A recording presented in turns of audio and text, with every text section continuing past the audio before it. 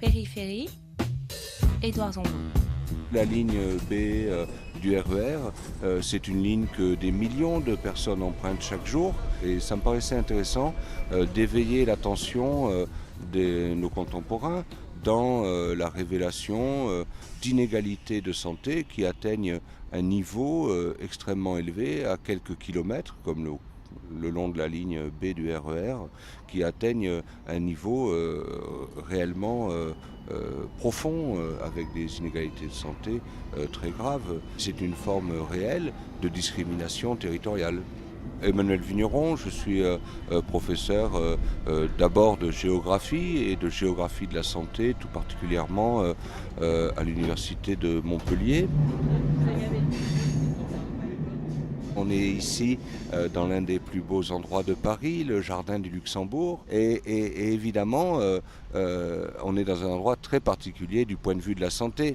Nulle part ailleurs en France que dans les deux arrondissements qui jouxtent le parc du Luxembourg, le 5e et le 6e, il n'y a une telle densité d'offres médicales. Ici, la mortalité est de 30% inférieure à âge et sexe égal pour une personne donnée. Le risque de mourir est de 30% inférieur à la moyenne de l'Île-de-France, enfin du Grand Paris plus exactement. Quand on est dans ce quartier, aujourd'hui, un enfant a une espérance de vie à la naissance de 6 ans supérieure à celui qu'on va aller voir à la Courneuve tout à l'heure. Oui, bien sûr, ça ne veut pas dire que cet enfant, dans le cours de sa vie, ne croisera pas des risques très importants, mais il naît avec une espérance de vie qui est de 6 ans supérieure à ceux d'enfants qui jouent au même moment 15 minutes plus loin. Ici, l'offre médicale, elle est de quel ordre ? Par exemple, parce que l'offre médicale c'est beaucoup de choses, mais par exemple celle des médecins spécialistes libéraux.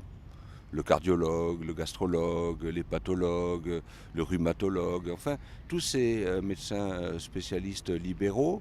Ici au Luxembourg, la densité de ces médecins spécialistes libéraux pour 10 000 habitants est presque de 70 pour 10 000.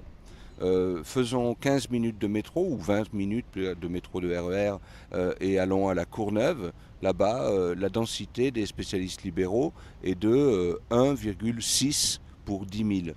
50 fois moins. Mais exactement, 50 fois moins.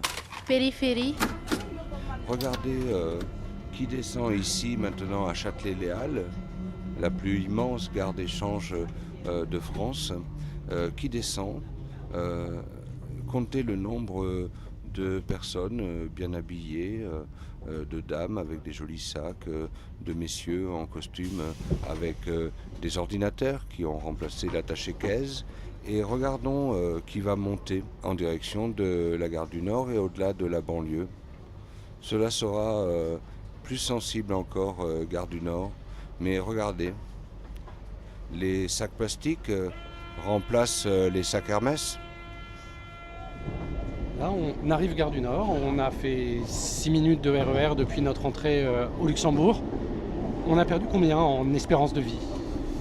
En 6 minutes de RER, on n'a pas nous, parce que nous, on ne fait que passer, mais les habitants qui habitent autour de la station RER de la gare du Nord ont une surmortalité de plus 7%, 10% par rapport à la moyenne de l'Île-de-France, quand ceux d'où nous venons avaient une sous-mortalité de 30% par rapport à cette moyenne. Donc un écart entre eux déjà de 40%. Qu'est-ce que ça veut dire la sur- et la sous-mortalité ?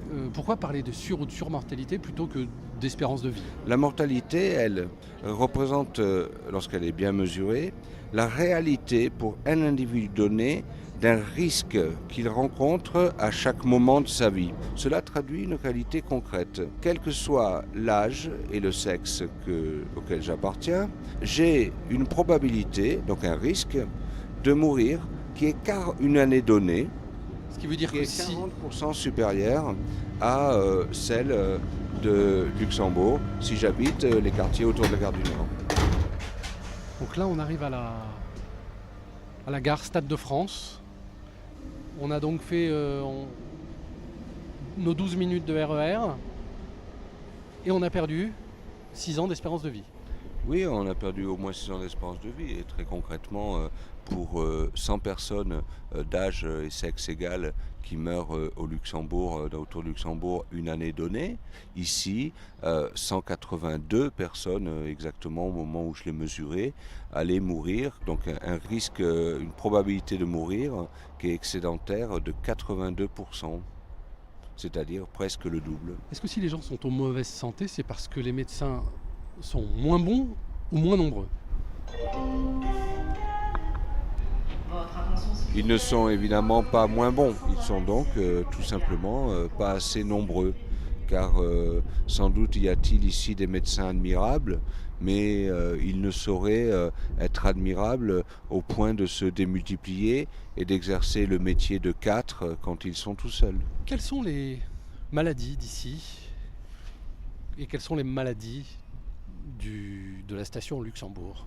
Les maladies au Luxembourg et ici peuvent être les mêmes, mais c'est dans leur proportion relative et dans l'âge auquel elles surviennent et dans les effets qu'elles causent, mortels ou pas, qu'elles se différencient. Le cancer, maladie moderne, est aussi une maladie sociale.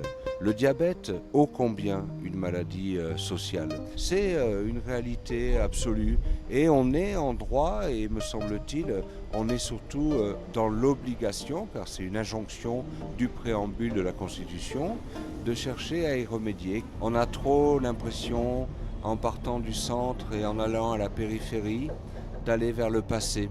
Illustration de ce qui est connu depuis 2500 ans, c'est-à-dire depuis Aristote, comme étant une tare congénitale du progrès, c'est que le progrès se menace lui-même, donc ne vaut rien, disait Aristote, s'il n'est pas partagé.